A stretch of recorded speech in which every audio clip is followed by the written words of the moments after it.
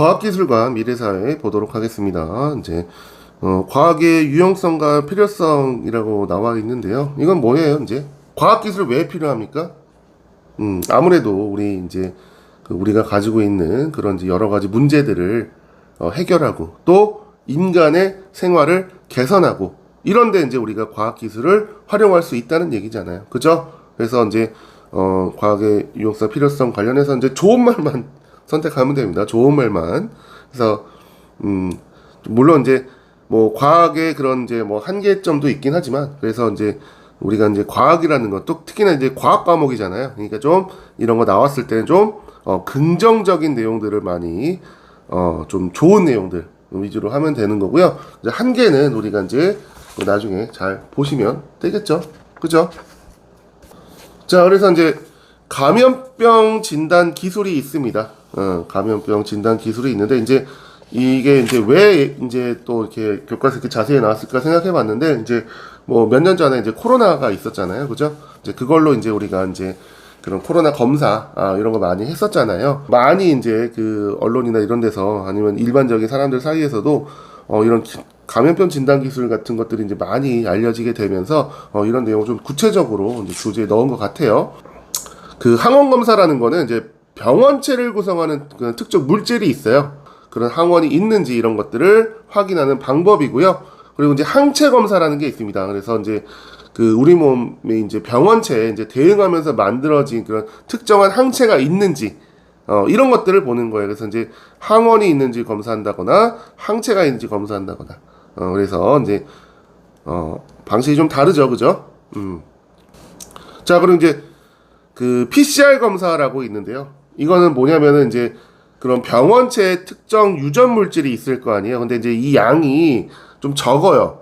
그러면은 이제 확인하기가 어렵단 말이에요. 그래서 실제로 예전에 코로나 때 코로나에 걸렸는데 자꾸 음성이 뜨는 경우가 있었잖아요.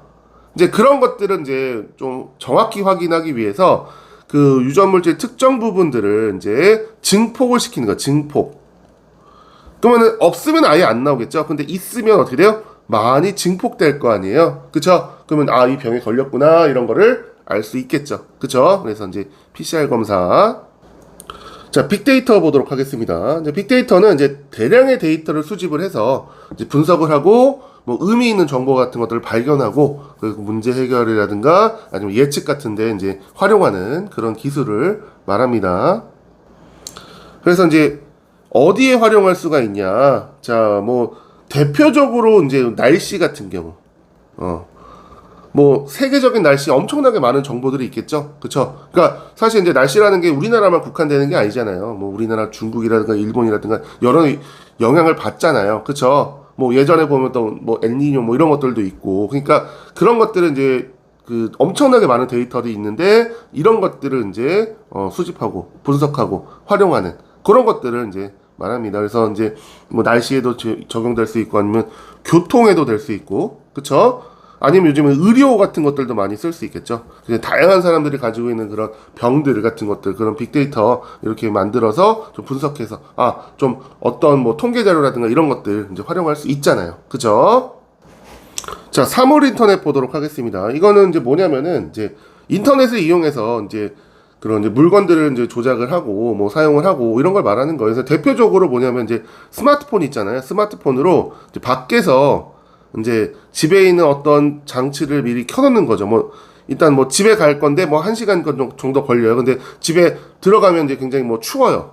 아니면 지금처럼 이제 굉장히 더워요. 그러면은 미리 냉방이나 난방을 그 스마트폰을 이용해서 켜놓고, 그쵸? 켜놓고 이제 집에 갔을 때는 따뜻한 집, 시원한 집 이렇게 이제 할 수 있도록 그러니까 이제 인터넷 같은 걸 이용해서 이제 집 밖에서도 뭔가 이렇게 무슨 이제 뭐 집 안에 있는 장치들을 뭐 이렇게 좀 이렇게 사용할 수 있고 뭐 이렇게 미리 켜놓을 수 있고 이런 것들을 말합니다. 아시겠죠?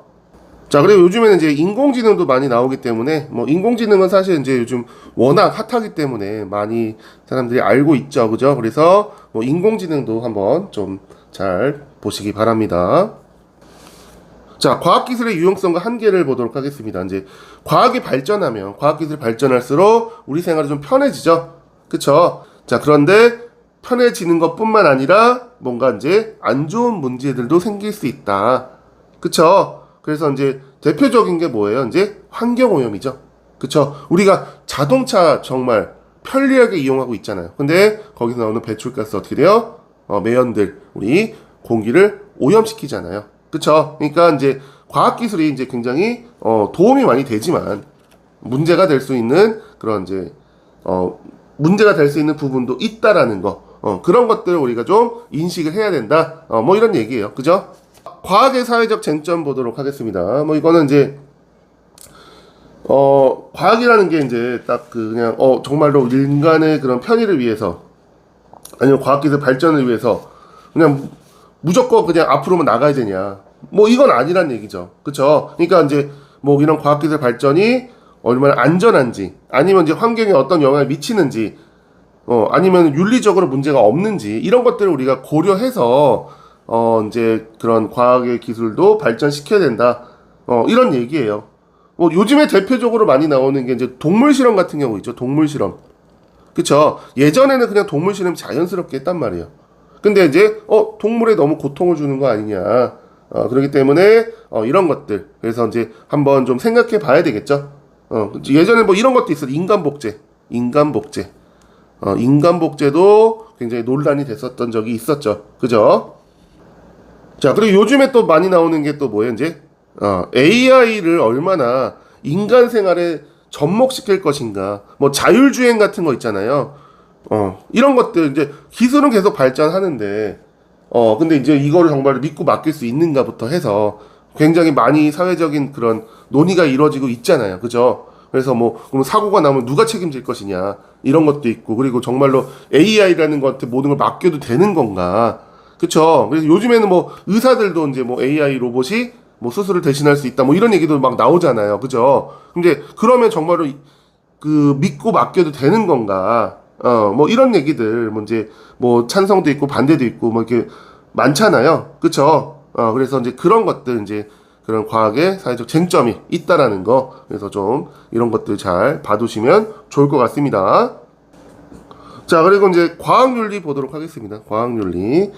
자, 이제 과학윤리는 이제 좀 과학자로서 아니면 과학기술을 연구하는 사람으로서 이제 뭔가 이제 어떤 지켜야 될 윤리를 말하는 겁니다. 그래서 뭐 대표적으로 이제 그 뭐 그런 실험 결과라든가 이런 것들은 이제 뭐 예전에도 뭐 그런 경우가 좀 있었지만 뭐 이제 조작을 한다라든가 아니면 이제 새로 그냥 아니면 너무 과장해서 막 이렇게 발표를 한다라든가 뭐 이런 경우가 좀 있었잖아요. 그죠? 그래서 이제 그런 것들부터 해서 이제 그리고 내가 했던 그런 연구들이 이제 우리 사회에 미치는 영향이라든가 아니면 환경적인 문제라든가 이런 것들도 이제 우리가 이제 고려해 봐야 된다 뭐 이런 얘기예요. 그죠? 그리고 이제 뭐 지식재산권도 굉장히 중요하겠죠. 대표적으로 이제 뭐 남의 것들을 도용해서 뭐 이렇게 뭐 발표를 한다거나 뭐 이런 것도 안 될 거고요. 그죠? 그래서 이제 과학 윤리에 대해서도 우리가 한번 이제 과학을 공부하는 사람으로서 한번 고민해 보는 게 좋겠죠. 그죠?